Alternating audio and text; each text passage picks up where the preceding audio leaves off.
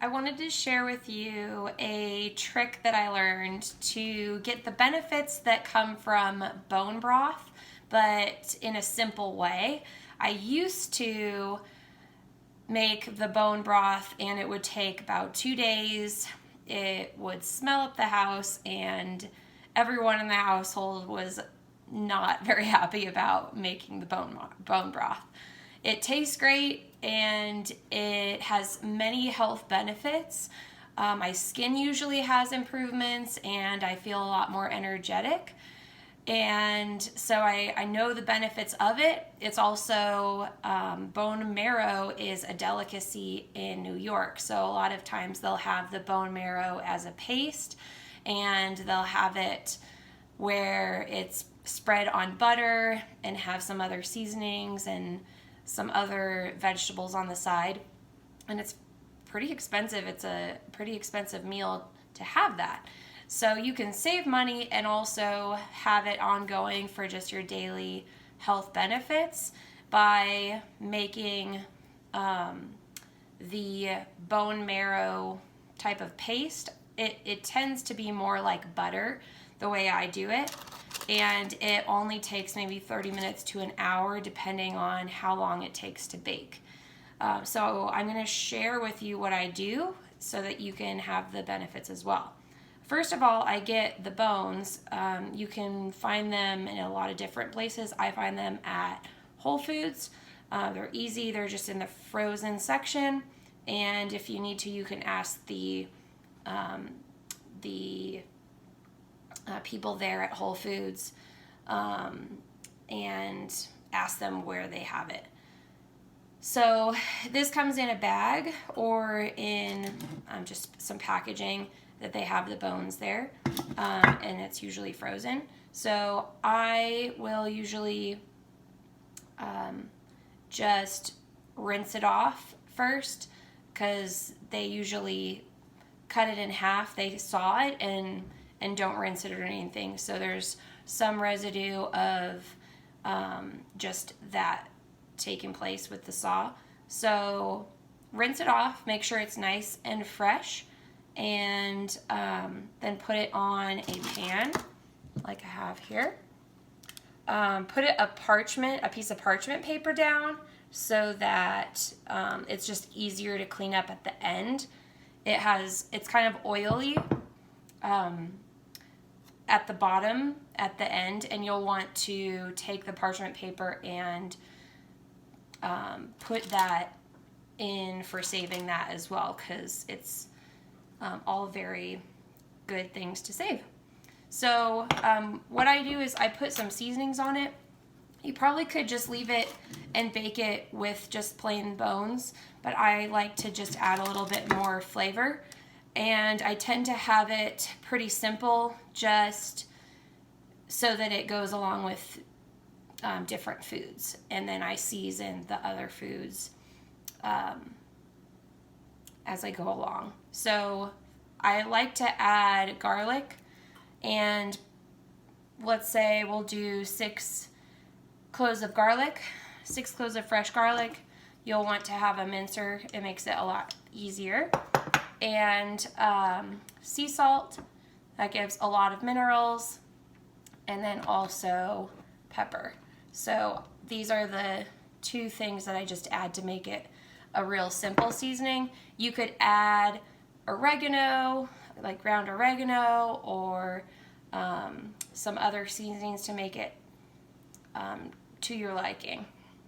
So I just minced the clove garlic and put the salt and pepper. In this one I did 1 teaspoon of sea salt and then 1/4 of a teaspoon ground pepper, and then just mixed it together.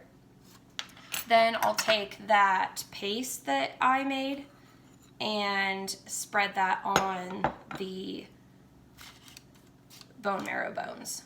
So usually I just keep this in the pan, but I'll just spread it across.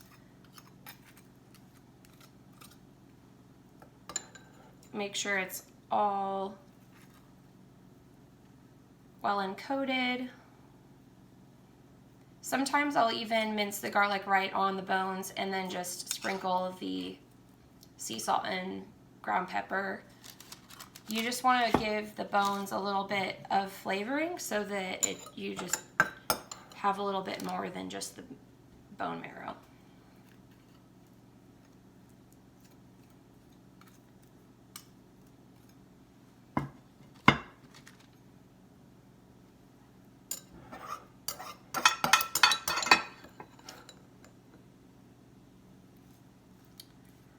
Once I put the seasoning on the bones, I will put it in the oven, maybe around 375 to 400. It's been a while since I've done it, so I'll just double check today. I have it at 400, and I'll see how long 30 minutes takes.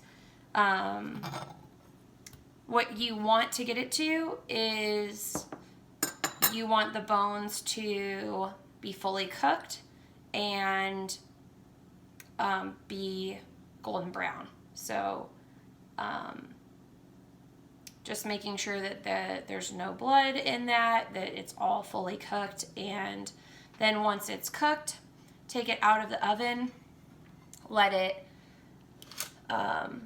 cool off for a while, and then when it's cooled enough that you can touch it, you take, you'll scrape with a knife, just a regular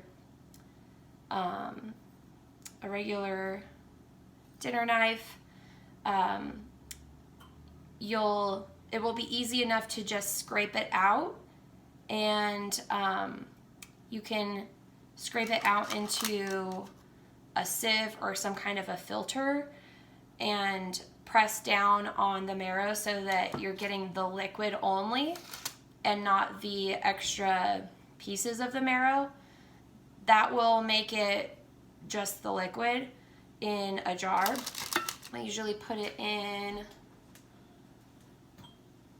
a jar like this so that it's easier to get out, or something like this. That way you can easily put a knife in it just like you would cut butter, and you can spread it on bread or bagels. You can scoop some teaspoons or tablespoons out into soup, which is nice because then that's the broth, where the broth comes in. So just normal soup that you would usually have, put it on there, or put it on things that you normally put on butter, like cooked carrots or cooked vegetables, just to add it a little bit more flavoring and then a little bit more of the nutrition aspect. So that's something that I do to simplify so that I don't spend 2 to 3 days working on bone broth, but I still have the benefits. So I hope you enjoy that, and let me know what you try with it and how it works for you.